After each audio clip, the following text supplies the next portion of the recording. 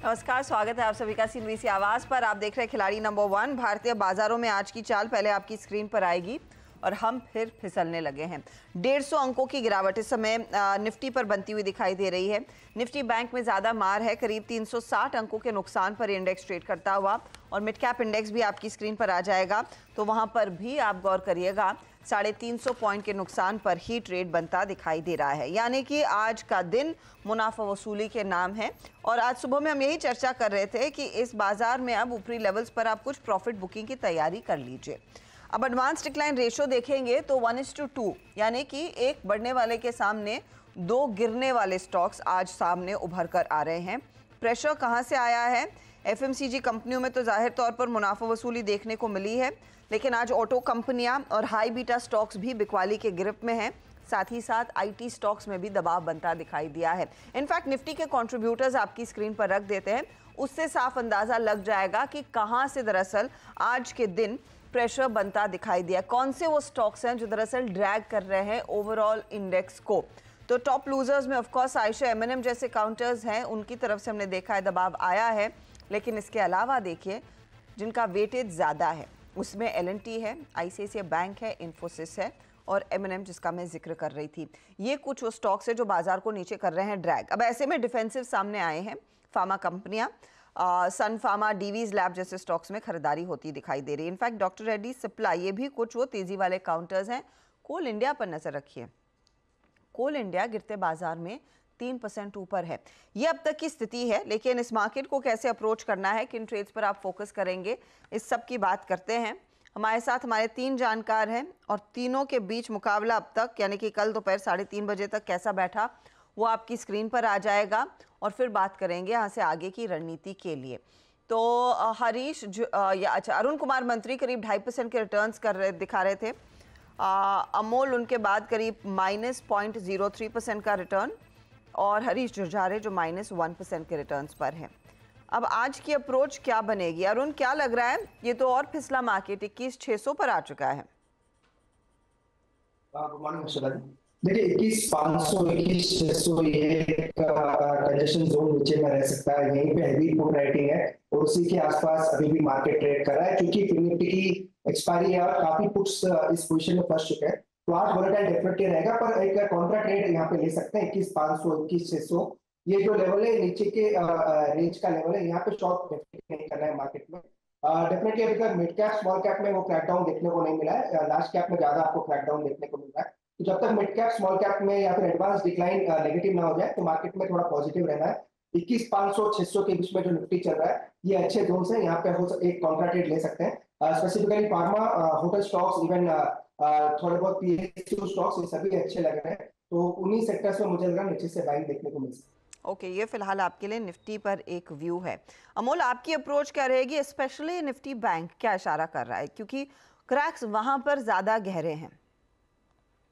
जी आशिदा जी नमस्ते। I think अभी भी ब्रॉडर टेक्सचर अगर हम बैंक निफ्टी का देखते हैं तो अच्छा ही है। Higher bottom formation daily charts पे भी अभी मेंटेन है, तो I think buy on dip strategy workable है। बट अभी के लिए फिलहाल तो मैं बैंक निफ्टी स्पेसिफिकली इंडेक्स के लिए थोड़ा सा वेट करूंगा। अगर कोई रिवर्सल चांसेस दिखते हैं तो ही आई थिंक बाय लेना चाहिए। अगर मैं इंट्राडे पे देखता हूँ तो 48,000 एक इमीडिएट सपोर्ट दिख रहा है, और on the higher side I think 48,450 ये आने वाले दिनों में अच्छा खासा रेजिस्टेंस बैंक निफ्टी के लिए रहेगा।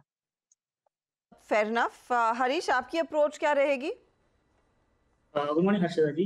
मार्केट थोड़ा चॉपीनेस दिखाई दे रहा है और RSI में भी थोड़ा नेगेटिव डाइवर्जेंस है, तो उसके चलते मुझे लग रहा है कि चॉपीनेस कंटिन्यू रहेगा। हाउएवर नीचे के साइड पे अभी सपोर्ट है, मुझे लग रहा है कि 21,500 तक एक डिप आ सकता है निफ्टी में। तो मुझे लग रहा है कि वहां से फिर से बाउंस बैक देखने को मिल सकता है। ओवरऑल सेटअप थोड़ा बहुत चॉपी रहेगा मूवमेंट, और नीचे से बाइंग देखने बिल्कुल मिल सकता है। निचले लेवल्स पर बाइंग आ सकती है, भरोसा है। तो मैं अज्यूम कर रही हूँ फिर आप कुछ मंदी से ज़्यादा तेज़ी वाले ट्रेड्स पकड़ेंगे। चलिए एक एक करके सबका पोर्टफोलियो स्क्रीन पर रखते हैं। लेकर आइएगा प्लीज़ हरीश का पोर्टफोलियो। कैचअप करने के लिए कौन कौन से स्टॉक्स आएंगे आगे उस पर बात करेंगे। लेकिन हरीश में आज REC एग्जिट किया, बालाजी अमाइंस एग्जिट किया, और कल जो इप्का लैब्स दिया था वहाँ पर प्रॉफिट बांधा। हरीश, आज का ओपनिंग ट्रेड? मेरा फार्मा में अच्छा खासा मोमेंटम है। मेरा फर्स्ट ट्रेड रहेगा डीवीज लैब में। मुझे लग रहा है डीवीज लैब करंट लेवल से बाय कर सकते हैं। ऊपर 4300 के लिए टारगेट्स के लिए यहाँ से ऊपर के लेवल्स दिखाई दे रहे हैं, तो स्टॉप लॉस रहेगा 3880 का और करंट लेवल से बाइंग करना चाहिए 4300 के लिए। 300 की तैयारी कर रहा है डीवीज लैब, तेजी करके चले। और डीवीज लैब इनफैक्ट आज टॉप ट्रेडेड काउंटर्स में शामिल है, 3% ऊपर है। 4300 की तरफ बढ़ेगा ये शेयर और 3880 के आसपास आप स्टॉप लॉस लगाएंगे। ये है वो पहला ट्रेड। अब आप आइए अरुण के पोर्टफोलियो पर। तो अरुण ने भी इनफैक्ट अपने ज़्यादातर ट्रेड्स कल और आज में एग्जिट कर लिए हैं। कैंपस बुक किया 2850 के लेवल्स पर, NHPC एग्जिट किया 6550 के लेवल्स पर, कल्याण जूलर्स बुक किया है 364 के लेवल्स पर। अरुण, आज का पहला ट्रेड। अच्छा जी, पहला ट्रेड अगेन दो सेक्टर्स मेरे आज रेडार पे, एक तो फार्मा और होटल स्टॉक्स, दोनों ही मुझे काफी अच्छे लग रहे हैं। तो पहला होटल सेक्टर से रहेगा EIH होटल, EI होटल्स इसका कोड है। 256 के आसपास चल रहा है, मुझे लगा ये स्टॉक काफी अच्छा कर सकता है। 248 के स्टॉप लॉस से बाय करें और ऊपर में 278 का टारगेट। 278 के टारगेट के लिए आप कह रहे हैं ये एक तेजी वाला ट्रेड बनता हुआ दिखा। एक बार स्टॉप लॉस दोहराएंगे प्लीज। 248 का स्टॉप लॉस रहेगा, 256 के आसपास चल रहा है और 278 का टारगेट। मैं वो स्टॉप लॉस को लेकर कंफ्यूज हो गई थी। EIH तेजी वाला ट्रेड है और वैसे भी होटल स्टॉक्स में हम देख रहे हैं मजबूती है। ट्रैवल टूरिज्म की हम कल ही बात कर रहे थे दोपहर में, अच्छी खासी ग्रोथ देखने को मिलेगी इस इंडस्ट्री में। EIH जैसे प्लेयर्स को फायदा मिलेगा। 278 का टारगेट, 248 का स्टॉप लॉस रहेगा। ये है फिलहाल आपके लिए वो ट्रेड जो अरुण कुमार मंत्री ने आइडेंटिफाई किया। चलिए अमोल के पोर्टफोलियो पर आ जाते हैं। अमोल ने जो ट्रेड्स रखे हैं पहले वो आपकी स्क्रीन पर होल्ड किया है PVR को और साथ ही साथ SBI कार्ड को। दूसरे जो ट्रेड्स थे लेटेंट व्यू और जुबलेंट, उसमें से इन्होंने कर लिया एग्जिट। अमोल, फिर एक ही जोड़ेंगे आप क्या? जी हाँ, फिलहाल तो एक ही जगह खाली है तो एक ही ऐड करना चाहूंगा। तो क्या ट्रेड रहेगा वो? मुझे एक एक्सिस बैंक अच्छा लग रहा है, 1093 के आसपास है। पोजिशनली टाइम लेगा स्टॉक थोड़ा सा, बट अच्छे सपोर्ट्स लेवल पे अवेलेबल है। टारगेट 1140 1145 तक निकल के आ रहे हैं और स्टॉप लॉस छोटा ही रहेगा, 1077 उसका सपोर्ट स्टॉप लॉस रहेगा। ओवरसोल्ड है, 3 वीक का करेक्शन हुआ है, ब्रॉडर टेक्सचर अच्छा लग रहा है ये लेवल्स पे। 1077 आप कह रहे हैं स्टॉप लॉस? जी 1077 एंड 1140 टारगेट। ओके, ये है एक्सिस पर राय, तेजी वाली बनती हुई दिखाई दे रही है। वैसे हरीश और अरुण एक एक और ट्रेड जोड़ सकते हैं। हरीश, कुछ है आइडेंटिफाइड? हाँ, मेरा दूसरा स्टॉक रहेगा जिंदाल सा में। सो जिंदाल सा एक लंबा करेक्शन के बाद एक बेस बन चुका है ऑलमोस्ट 430 के करीब। तो मुझे लग रहा है कि यहाँ से एक तेजी के लिए हो सकता है आगे जाके। तो मुझे लग रहा है कि यहाँ से बाय करनी चाहिए जिंदाल सा, जो करंट प्राइस चल रहा है 434 के करीबन। ऊपर का टारगेट रहेगा 490 का और स्टॉप लॉस रहेगा 400 का। स्टॉप लॉस रहेगा 490 का। आप टारगेट लेकर चले। जिंदल 100 बाय साइड का ट्रेड और यहाँ पर दरअसल कुछ खरीदारी भी हुई है स्टॉक में ओपन मार्केट से, तो उसका भी कुछ इम्पैक्ट आ रहा है आज। अरुण, आपका ट्रेड क्या रहेगा? अगेन दूसरा स्टॉक मेरा फार्मा से रहेगा। दो ही स्टॉक सेक्टर जो मैंने पहले कहा, होटल्स और फार्मा, दोनों में मोमेंटम नजर आ रहा है। तो एरिस लाइफ साइंसेस में बाय करने की सलाह रहेगी। 918 के आसपास चल रहा है, 890 का स्टॉप लॉस लगाए और 980 का टारगेट। सॉरी, स्टॉक का नाम सुनाई नहीं दिया। Eris life sciences, ERIS। Eris life sciences आप कह रहे हैं तेजी की तरफ। अब प्लीज टारगेट स्टॉप लॉस फिर से दोहराएंगे। देखिए स्टॉक अराउंड चल रहा है 918 के आसपास, 890 का स्टॉप लॉस रहेगा और 980 का टारगेट। 980 का टारगेट, ये टंग ट्विस्टर टाइप आपने बना दिया है। लेकिन 980 का टारगेट रहेगा और 890 का स्टॉप लॉस। ध्यान रहे, सिमिलर फिगर्स हैं वो, कंफ्यूज मत होइए। 980 टारगेट है और 890 वाला स्टॉप लॉस के तौर पर काम करेगा। चलिए, तो ये ट्रेड्स आ चुके हैं। एक काम करते हैं, लेंगे एक ब्रेक के बाद लौटेंगे, कुछ और मार्केट की चर्चा करेंगे। हमने EIH डिस्कस किया, एक बार लेमन ट्री स्क्रीन पर रखेंगे क्या प्लीज? लेमन ट्री मैं देख रही हूँ 52 वीक हाई पर ट्रेड करता हुआ काउंटर अब फिर करीब 8.5 से 9% के गेंस दिखा रहा है। अरुण, क्या लेमन ट्री भी कंसिडर किया था EIH देने से पहले? ठीक है, डेफिनेटली लेमन ट्री ने ही ओवरऑल सेक्टर में मोमेंटम लाया, क्योंकि लेमन ट्री के ऊपर आज एक से दो ब्रोकरेज रिपोर्ट्स आई थी, उसी के बाद मोमेंटम अच्छा बन रहा है और सितंबर के हाईज निकालता अपने ऑल टाइम हाईज के आसपास है। तो ब्रेकआउट स्टॉक में है और इसी का आपको इफेक्ट दूसरे होटल स्टॉक्स में देखने को मिल सकता है। बारिंग इंडियन होटल्स थोड़ा सबड्यूड नजर आ रहा है, पर जो छोटे होटल्स है उसमें मोमेंटम अच्छा है। जहां तक लेमन ट्री की बात है, मुझे लग रहा है ये स्टॉक 138 140 तक जा सकता है। 138 से 140 इसका इमीडिएट टारगेट। 138 से 140 तक के लेवल्स लेमन ट्री में देखने को मिलेंगे। दरअसल मोतीलाल ओसवाल की ये रिपोर्ट आई है और 150 का टारगेट दे रहे हैं वो, और उसके बाद वो स्टॉक दरअसल आउट परफॉर्म करता हुआ दिखाई दे रहा है। कंपनी अब यहाँ से लग्जरी सेगमेंट में एक्सपैंड करने की पूरी क्षमता रख रही है और वही ट्रिगर है जो इस समय लेमन ट्री के फेवर में जा रहा है, ये मोतीलाल का मानना है। चलिए लेंगे एक ब्रेक, आगे फिर बात होगी। पाइप सेगमेंट में काफ़ी ज़्यादा एक्टिविटी देखने को मिल रही है।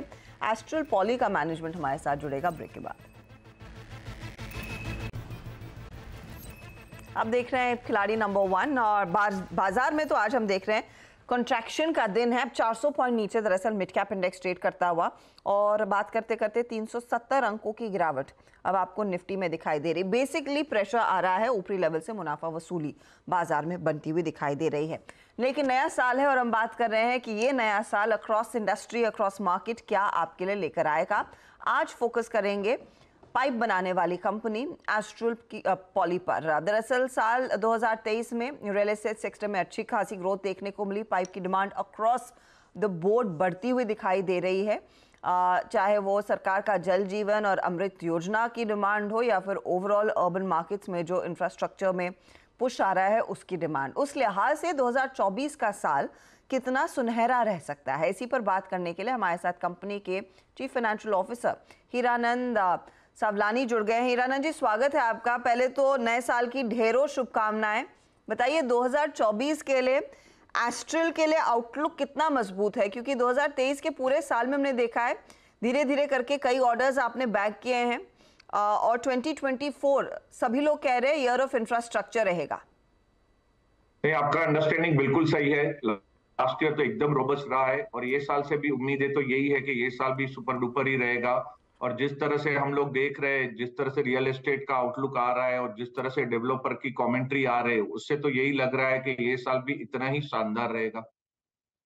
रफली किस तरह की वॉल्यूम ग्रोथ देखने को मिलेगी, क्योंकि जहां तक मुझे याद है FY24 के लिए आपने गाइड किया था 15 से 20%।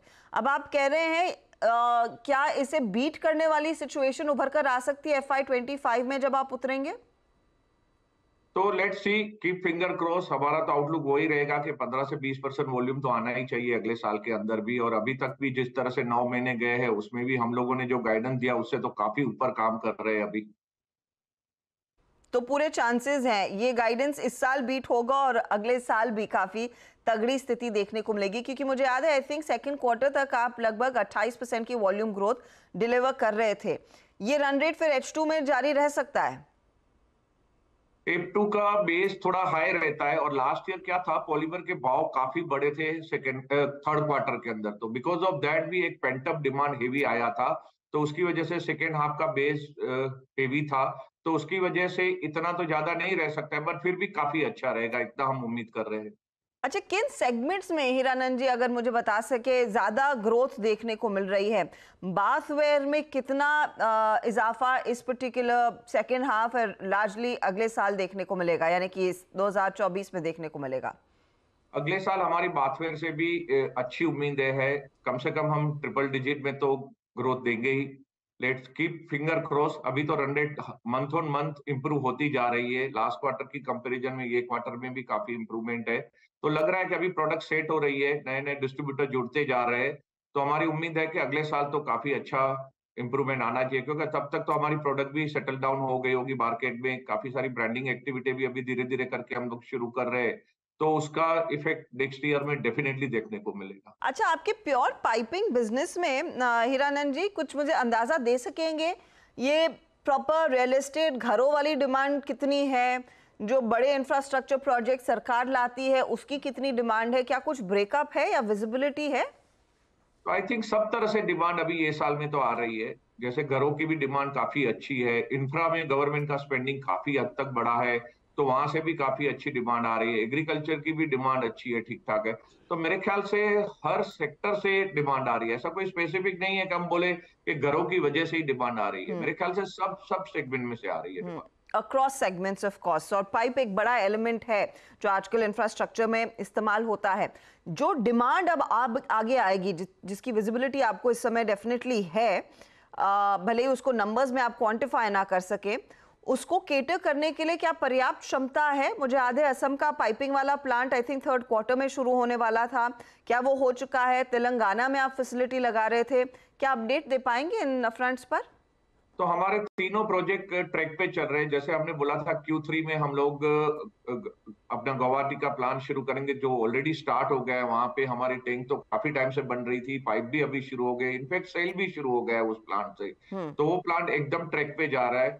जो तेलंगाना का प्लांट है, जो हमारा हमने प्रोजेक्ट किया है कि हम लोग फर्स्ट हाफ में नेक्स्ट ईयर लेके आएंगे, वो भी शेड्यूल पे चल रहा है। हो सकता है वो बिफोर शेड्यूल भी हम लोग शुरू कर दे।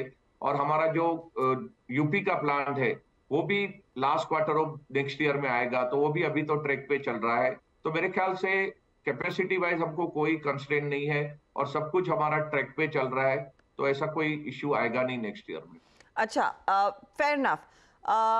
प्रमोटर्स ने कुछ स्टेक बेचा था कंपनी में, 1000-1500 करोड़ रुपए उस स्टेक सेल से प्रमोटर्स के हाथ में आए थे। पहले तो इस रकम का इस्तेमाल कैसे किया जाएगा, या वो पर्सनल कैपेसिटी में उन्होंने बेचा या फिर कंपनी में दोबारा लगाएंगे? दूसरी बात, क्या प्रमोटर्स कुछ और अपना स्टेक ऑफलोड करने की तैयारी में है इस समय? तो मैं बता दूं, पहले तो प्रमोटर ने करीबन 880-885 करोड़ का सेल किया हुआ है और उसके बाद कोई उनका प्लान नहीं है कि और कोई स्टेक सेल करना है। उनके पर्सनल कमिटमेंट है और थोड़ा फिलैंथ्रोपिक का भी उनका माइंडसेट है, तो उसके लिए उन्होंने रेज किया हुआ है और ये पैसा कंपनी में आने वाले नहीं है। नहीं कोई और एडिशनल वो फंड रेज करने वाले हैं। ओके, तो और उनकी तरफ से कुछ और स्टेक सेल के प्लान्स फिलहाल नहीं है? नहीं, अगले 2-3 साल तक तो नहीं लग रहा है। ओके, अगले 2-3 साल तक ये एक बड़ा रिलीफ है कि 2-3 साल तक कंपनी के प्रोमोटर स्टेक नहीं बेचेंगे। अच्छा, जो आपका न्यू बिजनेस है हीरानंद जी, स्पेशली पेंट और एडहेसिव, उसको लेकर किस तरह का आउटलुक बनता दिखाई दे रहा है at this point in time? Adhesive तो काफी अच्छा कर ही रहे हैं। आप देख रहे हो परफॉर्मेंस पिछले 3 साल में ऑलमोस्ट डबल कर दिया है कंपनी को। तो वो अभी भी ट्रैक पे जा रहा है। ये साल भी काफी अच्छे नंबर आ रहे हैं वहां से भी। तो हमको कहीं पे भी उसमें कोई चैलेंज नहीं लग रही है। अभी भी हमारा बेस छोटा है, तो आपको हायर ग्रोथ दिखाई देगा अगले 3-4 साल तक। उसके बाद इंडस्ट्री से थोड़ा आउट परफॉर्म करते रहेंगे। तो हमारा टारगेट यही है कि जल्द से जल्द हम लोग 2000 करोड़ तक पहुंच जाए। तो हम उस ट्रैक पे ही जा रहे हैं और अच्छी तरह से नंबर आ ही रहे हैं। उसमें कहीं पे भी चैलेंज नहीं लग रहा है। रही बात पेंट की, तो पेंट का आई थिंक मैनेजमेंट कंट्रोल हमने अभी रिसेंटली लिया है, क्योंकि अभी हमने पेमेंट किया हुआ है प्रीवियस प्रमोटर को। तो अभी हमारी टीम ने टेक ओवर लेना शुरू किया है। तो अगले साल से उसमें भी आपको अट्रैक्शन लगेगा और एस्ट्रल पेंट भी का लोगो भी शुरू हो जाएगा नेक्स्ट ईयर से, अप्रैल से। तो वो भी मार्केट में सपोर्ट करेगा और काफी सारे नए स्टेट में भी हम लोग 1 बाय 1 करके एंट्री लेंगे। तो मेरे को लग रहा है कि वहां से भी आपको नंबर नेक्स्ट ईयर से दिखना शुरू हो जाएंगे। फाइनली एक आउटलुक मार्जिन्स पर और रेवेन्यू पर मैं लेना चाहूंगी। आपने कहा वॉल्यूम ग्रोथ करीब 20-15% आप टारगेट करेंगे, एंड आई एम गेसिंग उससे बेटर ही डिलीवर करेंगे जिस तरह की डिमांड है। मार्जिन्स को कितना और ग्रो कर पाएंगे हीरानंद जी, क्योंकि वहां पर आप वैसे भी इंडस्ट्री हाई मार्जिन्स एंजॉय कर रहे हैं, क्या स्कोप है कुछ और मार्जिन इंप्रूवमेंट का? नहीं, ये साल में अगर आप देखोगे तो कंटिन्यूसली अपने मार्जिन लॉस किए हुए हैं, क्यों? Because of the inventory losses. Continuous polymer नीचे जा रहा है, अभी भी पॉलीमर की वॉलेटिलिटी कंटिन्यू है। तो because of that it is very difficult to predict. But फिर भी हम लोग जो हमारा लॉन्ग टर्म गाइडेंस दिया है 15 से 17% के बीच में मिनिमम करेंगे, तो उस पर हम लोग अभी भी कायम है। और हमको लग रहा है कि अगर पॉलीमर की जो वॉलेटिलिटी कम हो जाएगी तो देयर आर हाई प्रोबेबिलिटी के मार्जिन यहाँ से इंप्रूव हो सकते हैं। बट अभी के सिचुएशन में मार्जिन में कहना मुश्किल है, क्योंकि वॉलेटिलिटी अभी भी काफी हाई चल रही है इंडस्ट्री के अंदर। जो हमको लग रहा है कि दोनों पॉलीमर में अभी ऑलमोस्ट हम लोग बॉटम की तरफ जा रहे हैं। थोड़ा बहुत और गुंजाइश हो सकती है। पीवीसी भी बॉटम आउट हो चुका है, क्योंकि कल भी रिलायंस ने 3 रुपए प्राइस ड्रॉप किया हुआ है और सीपीवीसी भी ऑलमोस्ट बॉटम आउट की तरफ जा रहा है। तो अगर वो बॉटम बन जाता है और वहां से थोड़ा भी इंच अप होना शुरू हो गया, तो यहाँ से मार्जिन इंप्रूव हो सकते हैं। ओके, तो उम्मीद है मार्जिन इंप्रूवमेंट की। बहुत बहुत शुक्रिया हीरानंद जी हमारे लिए समय निकालने के लिए, and wishing you all the very best sir 2024 के लिए। तो आउटलुक जोरदार मजबूत है, कम से कम 15 से 20% तक की वॉल्यूम ग्रोथ का टारगेट रख रहे हैं, लेकिन याद रखिएगा फर्स्ट हाफ में 28% के वॉल्यूम्स कंपनी ने एंजॉय किए हैं, तो उस तरफ बढ़ने की पूरे आसार है। डिमांड अक्रॉस द बोर्ड काफ़ी बढ़िया है, मार्जिन्स थोड़े से दबाव में रह सकते हैं, होप है कि इम्प्रूव करेंगे, लेकिन कंपनी ने एक और चीज़ साफ कही कि जो हाल ही में प्रोमोटर्स की तरफ से स्टेक सेल हुआ था, उसके बाद अगले 2 से 3 सालों में प्रोमोटर्स का स्टॉक बेचने या फिर अपना हिस्सा कंपनी में बेचने का कोई इरादा नहीं है। डे लो से स्टॉक रिकवर कर रहा है। चलिए, ये बात हुई एस्ट्रल पॉली की, लेकिन अब वापस लौटते हैं खिलाड़ी नंबर 1 पर। हमारे जानकारों के पोर्टफोलियो तैयार हैं, तो देखिए हरीश का पोर्टफोलियो। डीवीज लैब जोड़ा 4300 target, 3880 stop loss. Jindal 100 490 target, 400 का स्टॉप लॉस। रिटर्न्स देखेंगे, डीवीज थोड़ा सा कर रहा है ड्रैग, लेकिन जिंदल 100 ऐड कर रहा है 0.05%। अब आइए आप अरुण के पोर्टफोलियो पर। ईआईएच जोड़ा 278 target, 248 stop loss. Eris life 980 target, 890 stop loss. EIH 1% के रिटर्न्स दे रहा है इनको, 0.09% का हल्का सा ड्रैग एरिस की तरफ से है। और यहाँ पर अमोल के पोर्टफोलियो में 2 ट्रेड्स पहले के हैं, एक नया जुड़ा है axis 1140 target, 1077 stop loss. PVR INOX 1775 target, 1467 carry किया। और SBI card 800 target, 760 stop loss ये भी किया है कैरी। आज एसबीआई कार्ड थोड़ा फ्लैट है पर पॉजिटिव, पीवीआर कर रहा है ड्रैग। एक्सिस बैंक की तरफ से ज़्यादा कुछ योगदान इस समय नहीं है। ओवरऑल रिटर्न्स की स्थिति क्या बन रही है, अब आपके लिए लेकर आते हैं मुनाफे का मीटर। और अरुण का पोर्टफोलियो अब 4% प्लस रिटर्न्स पर है। अमोल हल्के से नेगेटिव में 0.94% के रिटर्न्स और -3.89% के रिटर्न्स हरीश जुजारे के। ये आपके लिए ताज़ा तस्वीर। अगर कोई भी बदलाव होता है उसकी जानकारी हमारे साथ शेयर की जाएगी, वो हम सोशल मीडिया हैंडल्स पर डालेंगे। और ऑफ कोर्स हम 1 बजे में एक रिकैप भी लेकर आएंगे। ऑल द बेस्ट आप तीनों को आज के प्ले के लिए। मार्केट एक बार छोड़ जाते हैं आपकी स्क्रीन पर। देखिए तो इस समय क्या हाल हो रहा है निफ्टी का। दबाव का सिलसिला कायम, 137 अंकों की गिरावट यहाँ पर 21,600 पर टिकने की पूरी कोशिश है। याद रखिए डेलो 21,555 का था। बता दें कि मनी कंट्रोल पर दिए गए विचार एक्सपर्ट्स के अपने निजी विचार होते हैं।